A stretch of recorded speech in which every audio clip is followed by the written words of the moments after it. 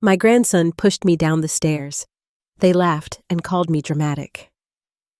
2 weeks later, I made them regret it. Subscribe to the channel and comment where you're watching from. This is a story about finding strength when you're at your weakest and reclaiming your power when the people who should love you the most betray you instead. The porcelain vase shattered across my hardwood floor, its delicate blue and white pieces scattering like confetti. 5 generations of Hayes women had cherished that vase. Now it lay destroyed at the feet of my 10-year-old grandson Jacob, his face twisted in that unsettling half-smile I'd grown to dread. "Oops," he said flatly, eyes challenging me to react. My son David barely looked up from his phone. "It's just a vase, Mom. Just a vase. Like my grandmother was just an immigrant who carried it across an ocean. Like my mother was just a widow who refused to sell it during the Depression." "Jacob needs clearer boundaries," I said during dinner, my voice shakier than I wanted. "This behavior isn't normal." Victoria, my daughter-in-law, set down her wine glass with exaggerated care. "Not this again, Eleanor. Boys will be boys. He's been hurting neighborhood animals," I pressed. Mrs. Peterson saw him throwing rocks at her cat. "That old bat needs glasses," Victoria snapped, "and you need to stop criticizing my parenting." David, forever the peacemaker at the expense of truth, smiled weakly. "Let's just enjoy dinner." "Okay." Later that evening, I carried my tea tray upstairs, my arthritis making each step a deliberate act. My once elegant Victorian home in suburban Philadelphia had become a battleground since I'd invited David's family to live upstairs after Robert's death 5 years ago. As I reached the top landing, a small figure emerged from the shadows. "Nobody believes you anyway," Jacob whispered, face illuminated by the dim hallway light. Something cold and calculating flashed in eyes too young for such malice. I felt a sharp push against my back, deliberate, forceful. The tea tray went flying as I tumbled backward, my body helpless against gravity. Each stair edge bit into my flesh as I fell. The crack of bone my wrist sent lightning pain up my arm. "Mom!" David shouted, rushing from the kitchen. Through tears of agony, I managed to speak. "He pushed me. Jacob pushed me on purpose." David and Victoria exchanged glances, not of concern, but exasperation. Victoria actually rolled her eyes. "Don't be so dramatic, Eleanor," she sighed. "Jacob says you tripped. Accidents happen at your age." I watched my grandson peek around the corner, that same half-smile playing on his lips. "I know what happened," I insisted, cradling my shattered wrist. David helped me to my feet with ungentle haste. "Mom, maybe this is a sign we should consider other living arrangements somewhere with professional care. You've been confused lately, imagining things." As they drove me to the hospital, a cold realization settled in my bones, more painful than my broken wrist. My family wasn't just disbelieving me. They were actively conspiring against me. In their narrative, I was just a confused old woman, an inconvenient obstacle between them and what they considered their inheritance. The cast encasing my wrist felt like a shackle, a constant reminder of my helplessness. 2 weeks after the accident, as they insisted on calling it, I shuffled through my bedroom, noticing small changes. My jewelry box slightly ajar, family photos rearranged. The worn leather journal where I'd been writing my memoirs moved from desk to bookshelf. I wasn't losing my mind. They were gaslighting me. "Need anything?"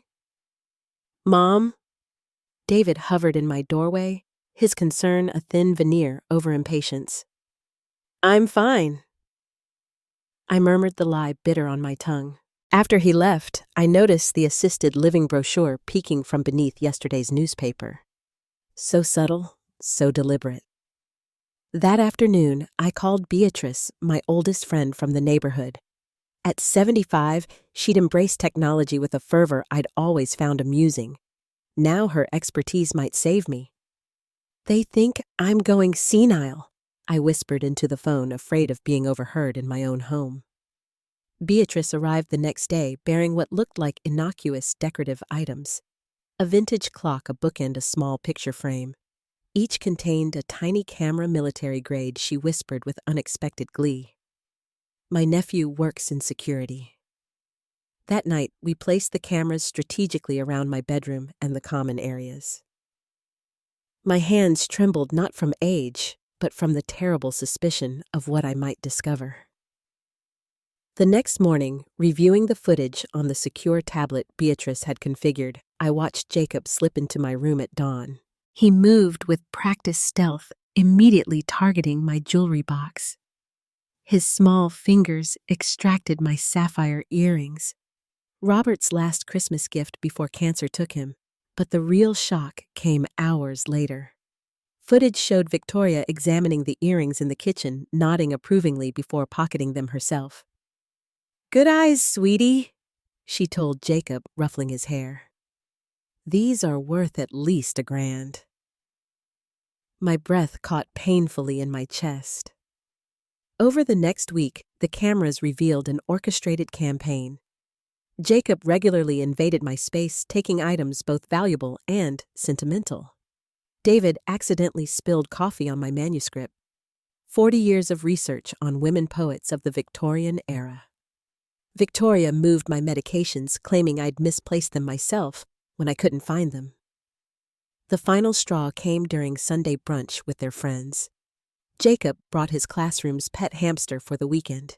In my bathroom, the camera captured him holding the terrified creature underwater, his expression curious rather than cruel, as if death were simply an interesting experiment.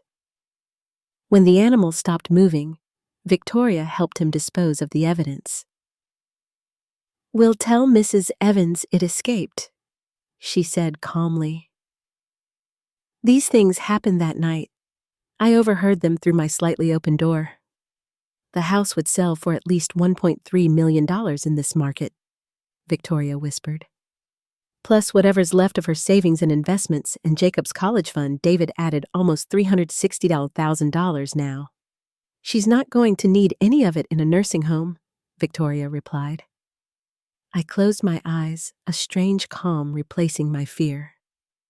In that moment, Eleanor Hayes, widow professor, a Merida mother, grandmother died. And someone new, someone with nothing left to lose, was born in her place. "The pain still bothers you?" Dr. Samantha Reed asked, examining my healing wrist. "The physical pain is manageable," I replied carefully. Something in my tone made her pause. She was young for an orthopedist, maybe 40, with keen eyes that missed nothing. "Mrs. Hayes, is everything all right at home?" For a moment, I considered telling her everything. But what could she do?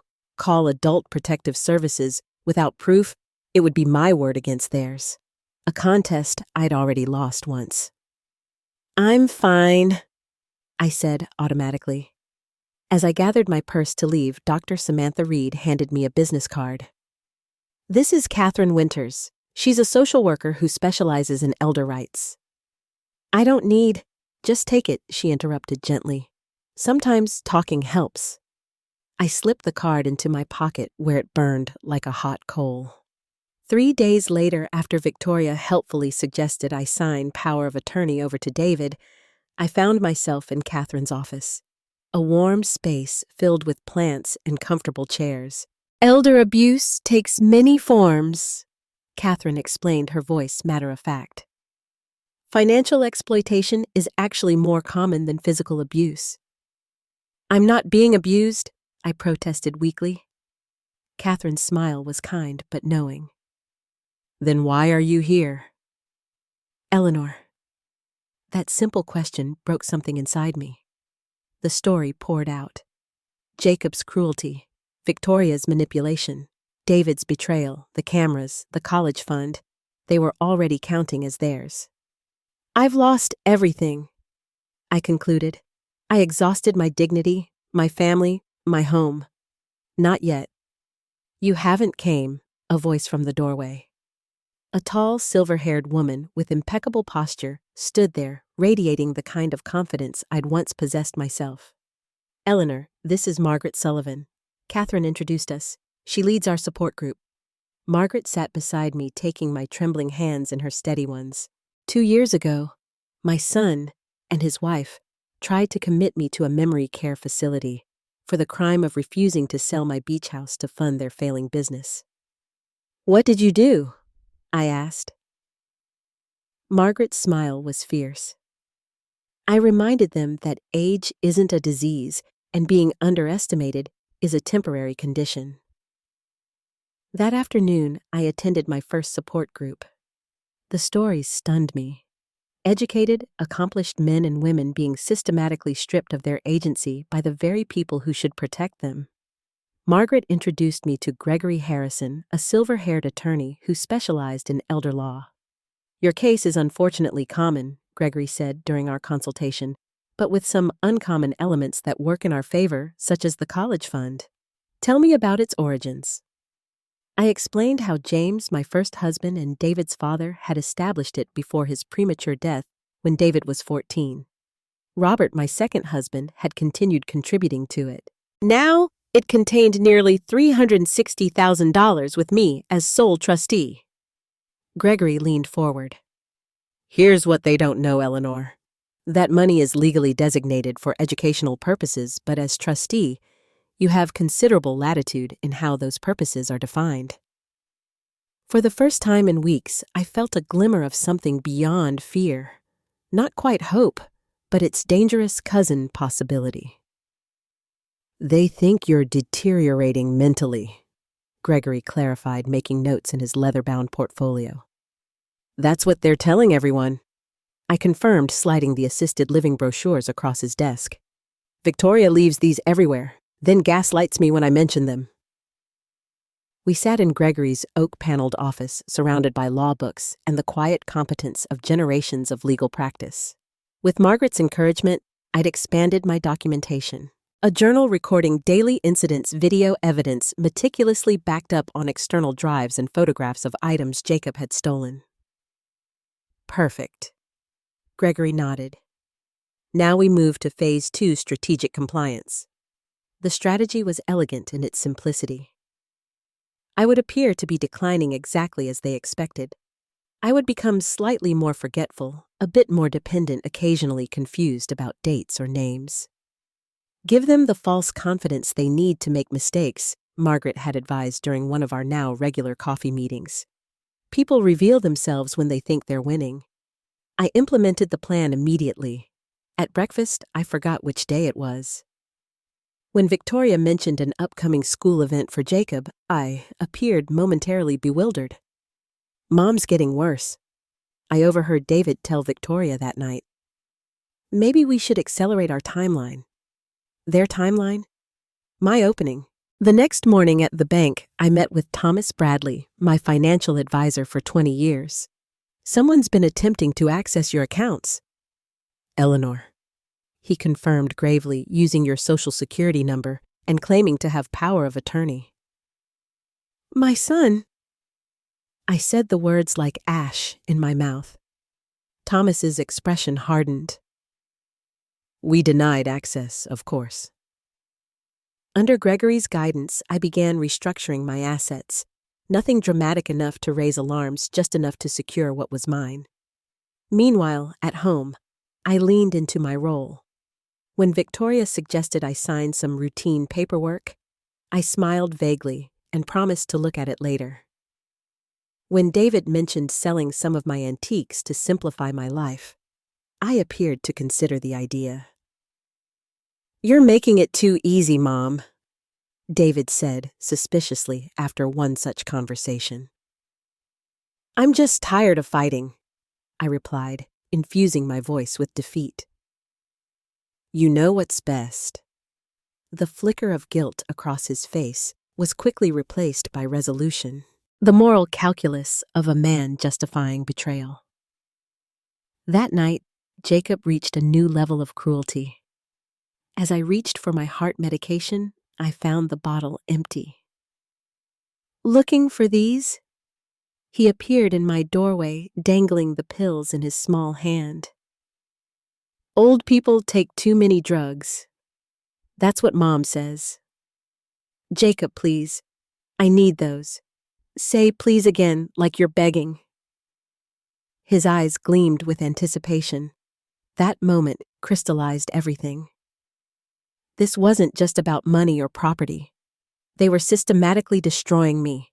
My grandson through deliberate cruelty, my daughter-in-law through calculated manipulation, and my son through the most devastating weapon of all, indifference. Later, alone in my room, I studied an old photograph from my teaching days. In it, a confident woman with direct eyes and perfect posture stood before a lecture hall, commanding respect without demanding it. Taking a deep breath, I called the number Margaret had given me for emergencies. "It's time," I said simply. "They've escalated." "We're ready," Margaret replied. "The question is, are you, Grandma? When are you going to die?" Jacob's question, delivered over breakfast with the same inflection he might use to ask for more orange juice, silenced the kitchen. I carefully set down my teacup, noting how even David seemed briefly uncomfortable. "Jacob," he scolded without conviction. "That's not appropriate." Victoria merely smirked, buttering her toast. "He's just curious, David. Children are naturally inquisitive about life cycles." I smiled at my grandson, channeling the strategic compliance Gregory and Margaret had coached me on. "I don't know, sweetheart. Why do you ask? Dad says we can't convert this place into a gaming room until you're gone. It's taking forever." The mask slipped from David's face. Shock, then anger at being exposed, quickly replaced by uncomfortable laughter. "Kids, they misunderstand everything," but he didn't deny it. That afternoon, I implemented the next phase of our plan. With Beatrice's help, we had secretly removed my most precious possessions over the past week. Family photographs, my journals, the jewelry that remained after Jacob's theft, storing them safely at Margaret's home. Now came the catalyst. While the family was out, I carefully planted a fabricated bank statement on my desk showing a large withdrawal to an unnamed account. Then I left for my therapy appointment, which was actually a meeting with Gregory and his financial team. "Everything's in place," Gregory confirmed, sliding documents across his desk. "The Second Chances Foundation is officially established as a restricted educational fund. All we need is your signature." I stared at the papers that would irrevocably transfer Jacob's entire college fund, $360,000, into a charitable foundation dedicated to supporting bullying victims and seniors pursuing continuing education. "This isn't legally reversible," I verified. "Completely irrevocable," Gregory assured me. My hand trembled slightly as I signed, not from doubt, but from the weight of the moment. This wasn't just about money. It was my declaration of independence. When I returned home, the fabricated bank statement was gone from my desk, exactly as predicted. That night, I heard Victoria and David arguing in their bedroom. How could she withdraw that much without us knowing? Victoria hissed. "I don't know. The bank won't tell me anything. They keep saying I don't have authorization. You're her son." "What about the dementia angle? Can't we use that?" I tried. "They want formal documentation, medical evaluations. Then get them. That money is for Jacob's future, our future."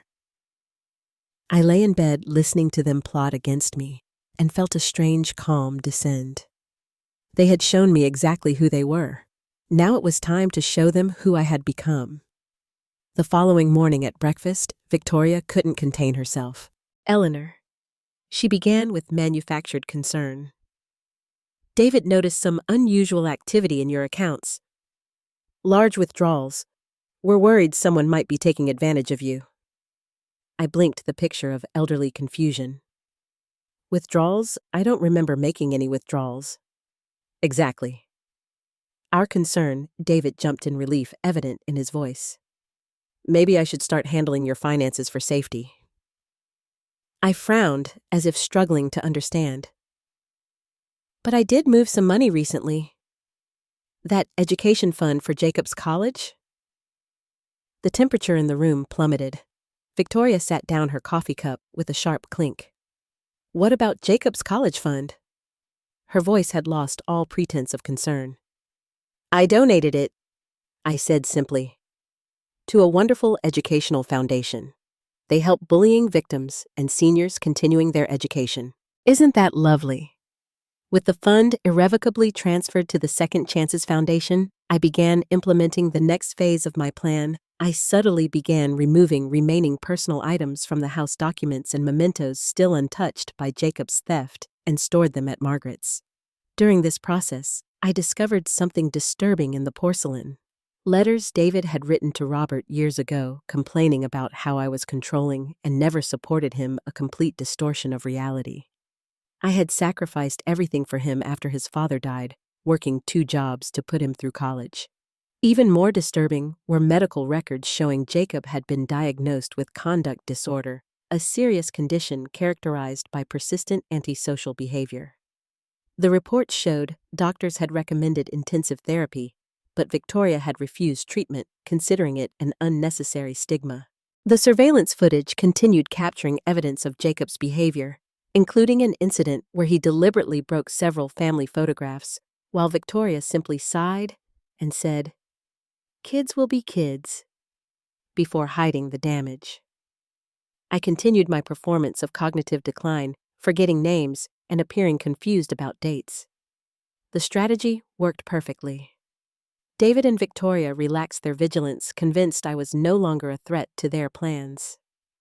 During this time, I met secretly with Catherine, who documented signs of neglect and emotional abuse. We compiled a detailed dossier of the treatment I was receiving. What if I'm wrong? I confessed to Catherine during one meeting. What if they really care about me in their way? Catherine gently presented our evidence and replied, "Love is shown through actions, not empty words. You deserve dignity, Eleanor." Strengthened by this support, I reconnected with former colleagues from my teaching days. Many expressed shock at my situation, having been told by David that I'd become reclusive by choice. Professor William Collins, now directing a creative writing program, was particularly outraged and offered immediate assistance. As I developed plans with my growing support network, Victoria began more aggressively pushing me to sign property transfer documents. When I asked to consult an attorney first, she exploded. "Why do you need to complicate things? Don't you trust your own son after everything we've done for you?" This outburst happened in Catherine's presence, whom Victoria believed was just my elderly friend. With a witness present, I finally responded calmly. "Trust is a two-way street, dear, and I believe that road has been closed for some time." The shocked look on Victoria's face confirmed it was time to execute the final phase of my plan. 2 months after the stair incident, I deliberately left a modified bank statement on my desk, suggesting I'd transferred a substantial sum to a personal account. As expected, Victoria found it while tidying my room. That night, I overheard Victoria and David arguing heatedly about the money. Victoria insisted David confront me immediately, while he worried about complicating their plans for my transfer to a nursing home. The next morning at breakfast, David approached the subject casually. "Mom, I noticed you made some transactions recently. Sure you don't want me to help manage your finances?" I appeared confused. "What transactions? What, dear? I don't remember making any." In the following days, I watched their growing agitation as they made frantic calls, clearly trying to trace the money. Their behavior confirmed exactly what I'd suspected. They had been monitoring my accounts without permission. Finally, during a tense dinner, Victoria couldn't contain herself any longer. "Eleanor, what happened to Jacob's college fund?" "The bank says you emptied it completely." I looked at them with innocent confusion. "Oh, that fund. Yes, I transferred it. I was worried something might happen to me, like falling downstairs, and wanted to ensure the money would be used properly." The silence that followed was deafening.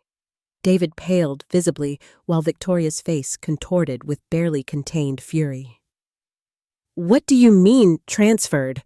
Where that money was for Jacob's education," she practically shouted. "And it still is for education," I replied calmly. "Just not exclusively his." The Second Chances Foundation will help many deserving students, especially bullying victims and seniors continuing their education. Their reactions were immediate and revealing. Victoria exploded in accusations. David alternated between anger and manipulation, and Jacob, caught in the crossfire, finally showed his true nature. "You ruined everything, you stupid old woman," he screamed. "It was my money." I simply stood, looked at each of them, and said softly, "No, it wasn't your money. It was a conditional gift, an opportunity you lost through your own actions. Now, if you'll excuse me, I have a bag to pack." Leaving them in shock, I returned to my room where a small suitcase was already prepared. The first phase of my plan was complete. The next morning, I was gone.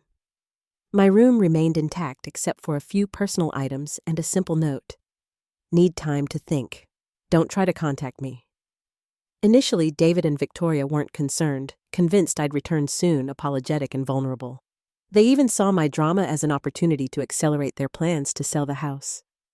But when days became a week, worry set in. Not for me, but for what my absence meant for their financial plans.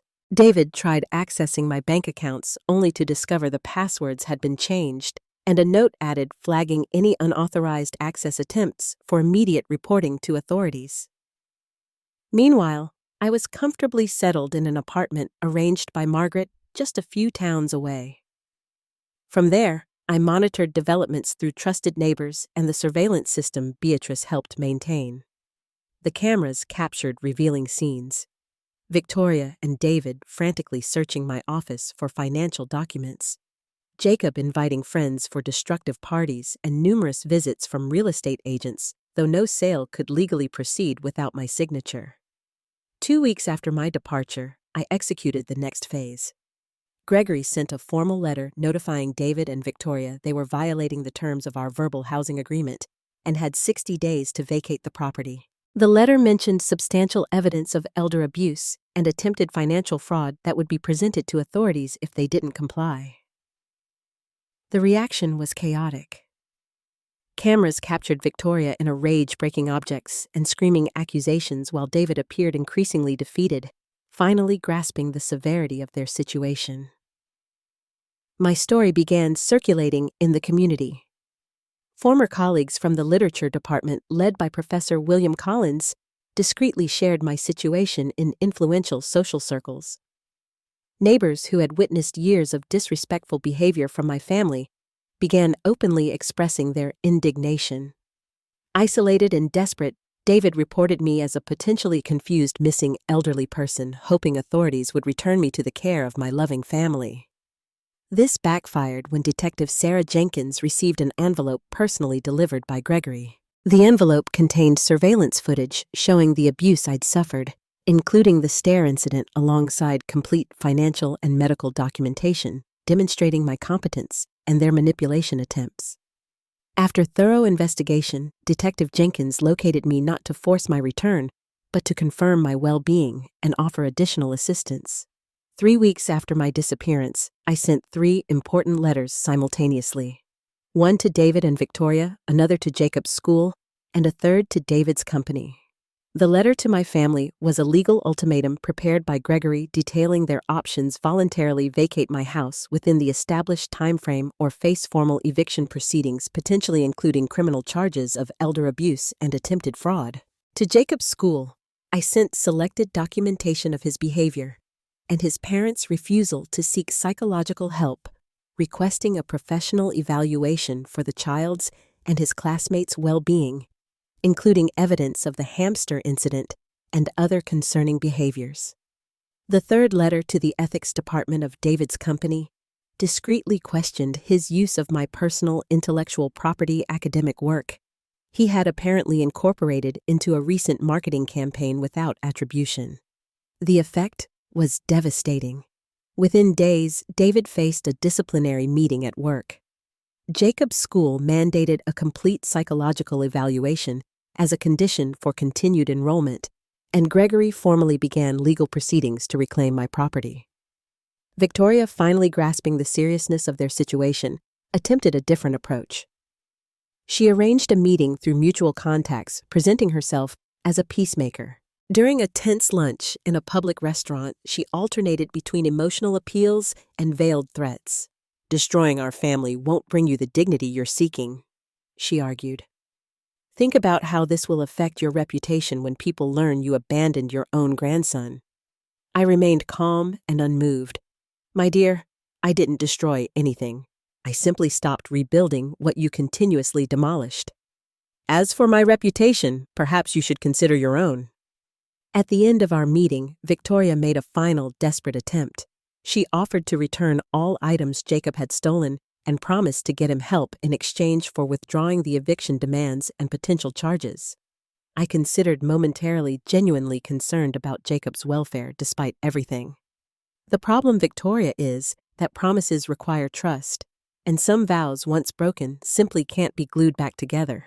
Meanwhile, David, facing serious professional repercussions and finally comprehending the gravity of his actions, attempted more sincere contact. In a lengthy letter, he partially admitted his mistakes, though still blaming much on stress and Victoria's influence. My response was brief, but significant. "Growing up isn't optional, David. It's necessary, and it usually happens when we face the consequences of our choices, not when we avoid them." As the eviction deadline approached, family dynamics imploded completely. David and Victoria began blaming each other, with explosive arguments that neighbors could hear. Jacob, sensing the tension and left unsupervised, intensified his destructive behavior, culminating in a school incident resulting in temporary suspension. Observing from the safe distance provided by Margaret and my support network, I faced my own moral crisis. How far had my quest for justice turned into revenge? And what was the emotional cost for everyone involved, including myself? 3 months after extensive legal proceedings, multiple hearings, and failed contestation attempts by David and Victoria, the eviction was finally executed. They were forced to leave my house, moving to a much smaller apartment across town. The public humiliation was intense, especially for Victoria, whose real estate business suffered when the story circulated in elite social circles. David, facing probation at work and a disintegrating marriage, finally sought therapy.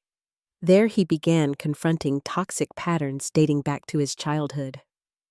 Not due to my failings, as he'd long believed, but from his own inability to establish healthy boundaries and take responsibility. Jacob's mandatory psychological evaluation revealed advanced conduct disorder requiring immediate intervention.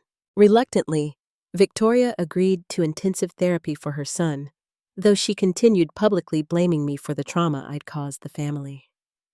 Having reclaimed my house, I experienced conflicting emotions walking through the empty rooms. The victory felt strangely hollow. Although I'd regained my autonomy and dignity, the price was the permanent loss of relationship with my son and grandson. Concerned about the direction my life had taken, I sought counsel from Catherine, who had become a trusted friend. "You didn't destroy your family, Eleanor," she reassured me. "You simply stopped allowing them to destroy you. There's a crucial difference." During this reflection period, I received an unexpected letter from Jacob. Written under therapeutic guidance, it contained a hesitant apology for the stair incident and stolen items. Though far from complete reconciliation, it was the first sign that perhaps something positive might emerge from the relationship's ashes. Among the returned items were several pieces of jewelry Jacob had stolen, including a pearl necklace that belonged to my mother, a tangible reminder that not everything was permanently destroyed. Encouraged by this small progress, I channeled my energy into the Second Chances Foundation. Working with Professor William Collins and other former colleagues, I developed programs specifically for children with problematic behavioral tendencies and elderly people facing family abuse. My story, carefully anonymized, became a case study in an ethics course at the local university. When invited to speak to the class as an expert consultant, I found a new vocation educating young professionals about elder abuse signs and the importance of lifelong autonomy. During one such lecture, I noticed a familiar figure at the back of the hall, David quietly observing.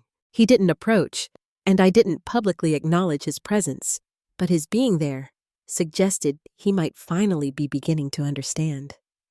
Meanwhile, Margaret's health suddenly deteriorated, and she was hospitalized with a serious prognosis. I remained at her side daily, returning the unwavering support she had given me in my darkest moments. In this hospital setting, surrounded by life's fragility, I began considering forgiveness's true meaning, not as a gift to those who hurt me, but as release for myself. 6 months after the eviction, my life had found a new rhythm. My home, once an emotional battleground, was renovated and transformed into a welcoming space, reflecting my own tastes and needs. One bedroom became a writing studio where I finally resumed the manuscript Jacob had ruined. The Second Chances Foundation was flourishing, having awarded its first 10 scholarships.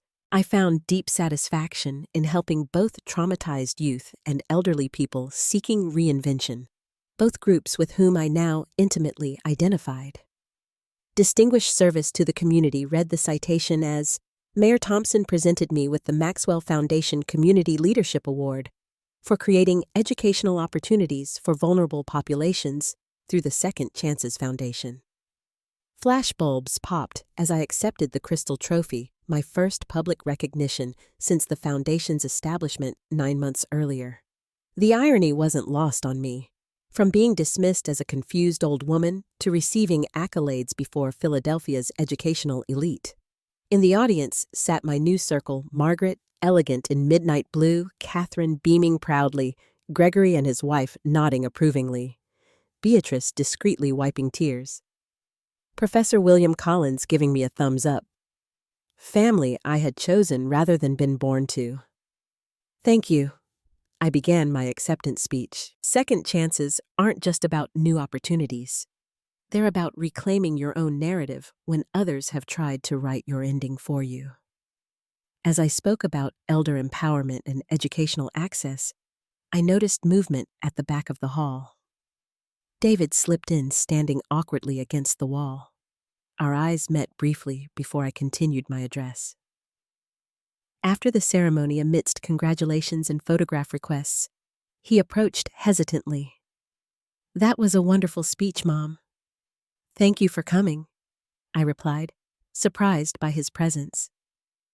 How's Jacob? David's expression clouded. Struggling. The intensive therapy program is helping, but the doctors say his condition is complicated. Years of enabling made everything worse. How are you managing with work? I asked, genuinely concerned despite everything. Better. The ethics investigation was settled. I have to take corporate responsibility training. But I kept my job. He paused awkwardly.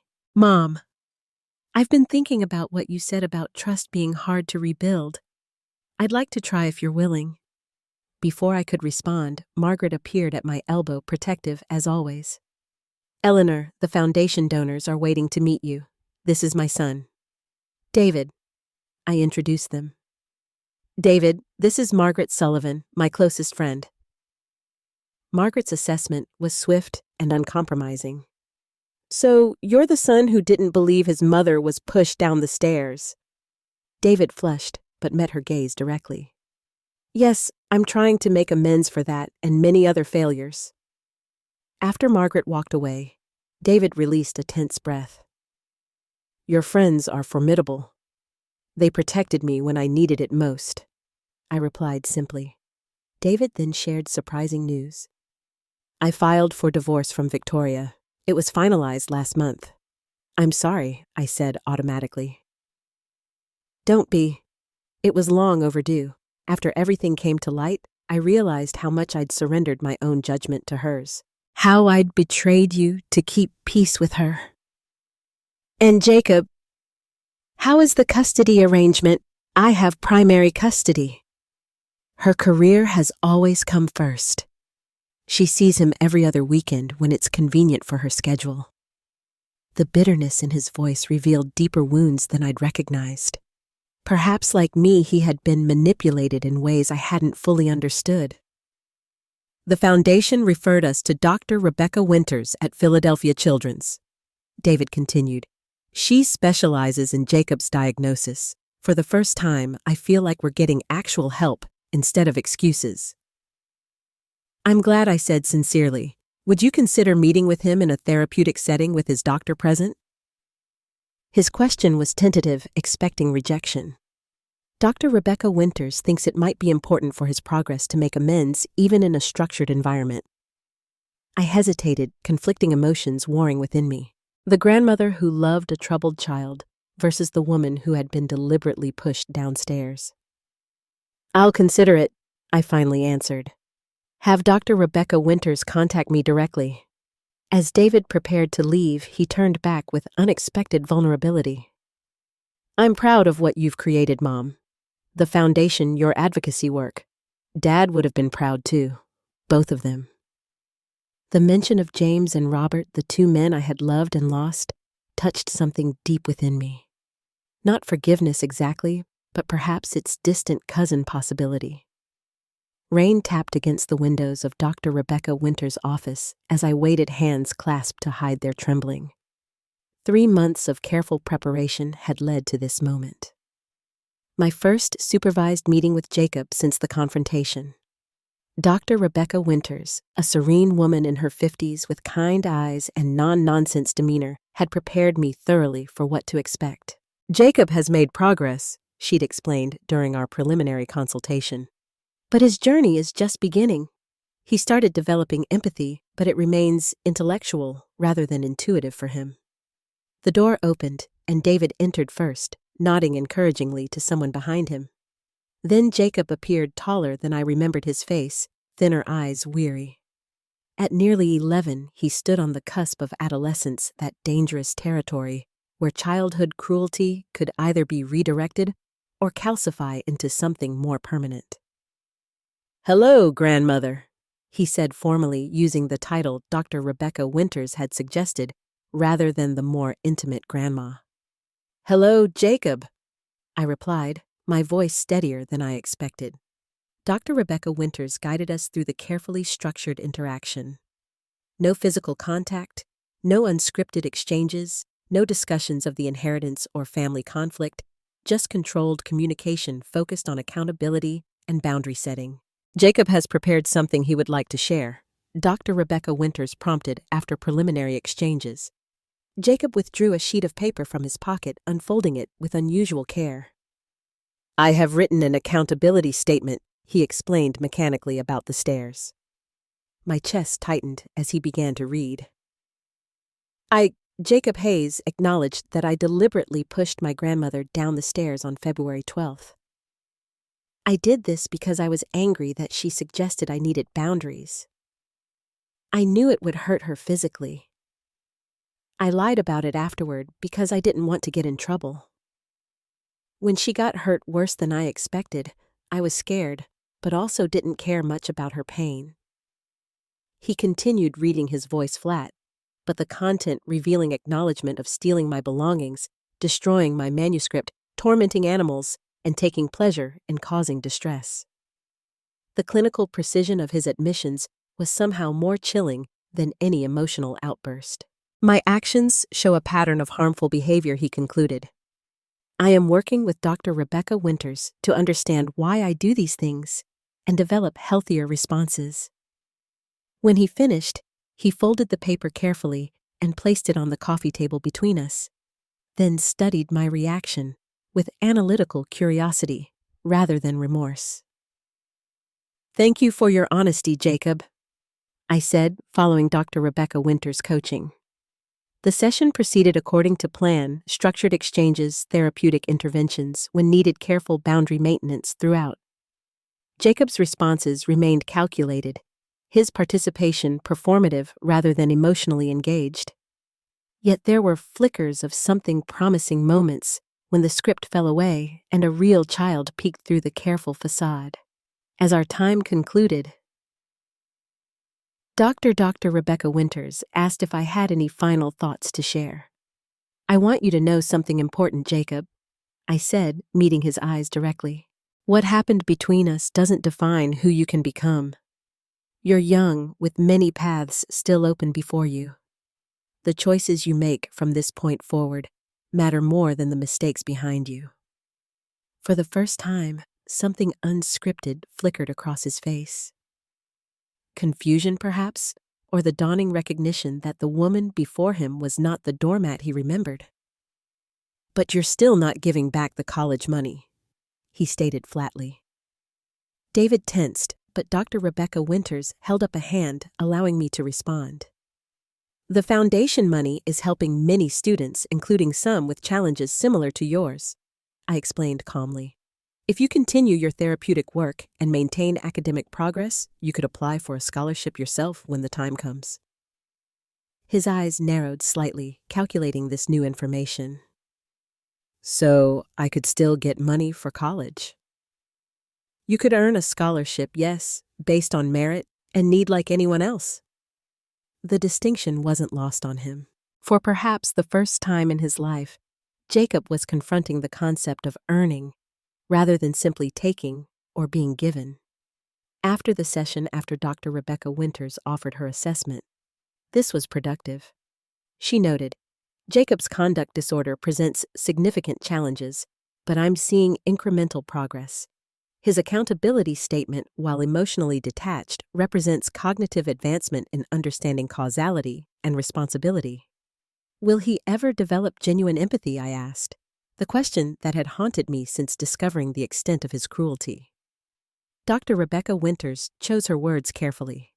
"In severe cases like Jacob's, emotional empathy often remains limited, but cognitive empathy, understanding others' perspectives intellectually, can be developed.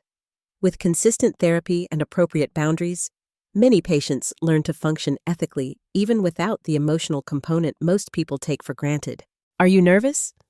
Margaret asked, adjusting the collar of my navy blue blazer as we stood in the university auditorium lobby. 18 months had passed since that fateful fall down the stairs. 18 months of rebuilding, reclaiming, and reinvention. "A little," I admitted. "It's been decades since I lectured." Today marked my return to academia, not as the timid adjunct I'd become after marrying Robert, but as a visiting professor teaching a seminar on elder advocacy and autonomy to graduate social work students. Catherine had arranged it, convinced my first-hand experience would provide valuable insights beyond textbook theories. "You'll be magnificent," Margaret assured me, squeezing my hand before taking her seat in the audience. As I approached the podium, scanning the eager faces of 36 graduate students, I felt an unexpected calm settle over me. This wasn't the frightened woman who had once been pushed downstairs. This was Professor Eleanor Hayes, survivor and advocate. "Dignity isn't automatically diminished by age," I began, my voice strong and clear. "Yet our society often equates gray hair with declined competence, creating vulnerability that can be exploited sometimes by the very people entrusted with our care." For the next hour, I shared both research and personal insights on recognizing signs of elder abuse, establishing healthy boundaries, and maintaining autonomy as we age. The students' engagement was palpable, their questions thoughtful and probing. As the session concluded to enthusiastic applause, I noticed a familiar figure in the back row, David, who had started attending therapy himself over the past year, working to understand the patterns that had led him to enable both Victoria's manipulation and Jacob's concerning behavior. "That was incredible, Mom," he said as the room emptied. "The way you transformed something painful into education for others, it's inspiring." "Thank you for coming," I replied, genuinely touched by his presence. Our relationship remained a work in progress, cautious, bounded by careful respect, rather than blind trust, but gradually healing through consistent effort on both sides. "How is Jacob doing at the new school?" I asked as we walked toward the reception area. "Better. The structured environment helps. His therapist says he's showing real progress in impulse control." David paused, then added with careful honesty, "He still struggles with emotional empathy, but he's learning to consider consequences before acting. They're calling it progress by proxy, doing the right thing, even if it's not for the conventional reasons. I nodded, accepting this realistic assessment. Jacob's journey would be lifelong, his challenges complex. But the critical intervention had finally happened. Later that afternoon, I met with the Second Chances Foundation Board to review our expanding programs. What had begun with Jacob's diverted college fund now included corporate partnerships, matching grants, and an endowment, ensuring its continuation beyond my lifetime. The therapeutic education program has shown remarkable success, Professor William Collins reported. 12 students receiving specialized support this semester alone. One of those students was Jacob. Though the board members apart from Collins remained unaware of the personal connection, his application had been evaluated by independent reviewers. His scholarship based on documented need and therapeutic progress rather than familial obligation.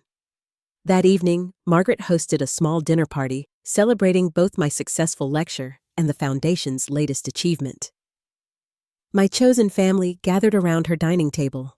Carolyn Beatrice Gregory and his wife, Professor William Collins, and several new friends from my advocacy work. To Eleanor, Margaret toasted, raising her glass, who reminds us that our third act can be our most powerful. As conversation flowed around me, I reflected on the journey of the past 18 months. The path from victim to victory hadn't been straight or simple. I still carried scars, both physical and emotional. Trust remained a carefully guarded commodity, given conditionally rather than freely. Yet the woman who had emerged from that crucible was stronger than the one who had fallen more discerning in relationships, more confident in boundaries, more purposeful in actions. Later that night, alone in my home, now truly mine again in every sense, I stood at my bedroom window gazing at the garden I'd replanted after they left. Spring bulbs were emerging their tender shoots, pushing determinately through still cold soil toward sunlight and possibility. At 75, I had finally learned what had eluded me my entire life.